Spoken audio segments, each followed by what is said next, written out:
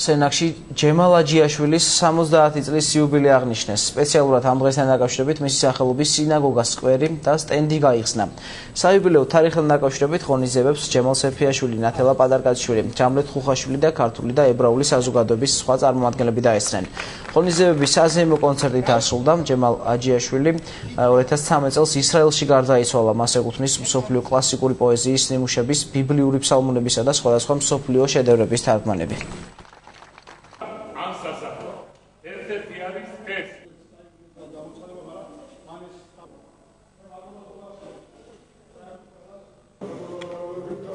ყველა იმ ადამიანმა, რომელმაც ამ სინაგოგის გაახლებაში მიიღო ესე იგი ის რომ ეს უნდა გაკეთებულიყო ნამდვილად ისე როგორც გვეკუთვნოდა ზუსტად აი ესე დახვდა და მე მადლობის მეტი არაფერი არ შემიძლია თქვა.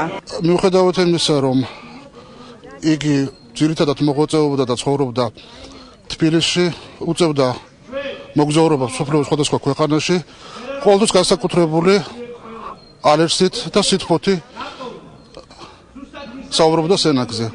და განსაკუთრებით უყვარდა ეს კუთხე და ეს ქალაქი. ამ სფეროში მან შექმნა უნიკალური რამ.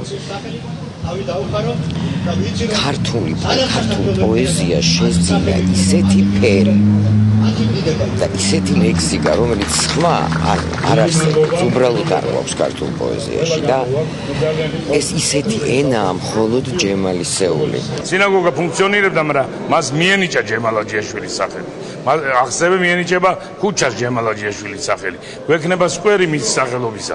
ჯემალი არის ჩემს მიერ მე ბედნიერი კაცი ვარ, რომ ეს მე ხოდა ბედნიერება წილად გამომეცხადებინა, როგორც საუკუნის საუკეთესო ქართველი ებრაელი.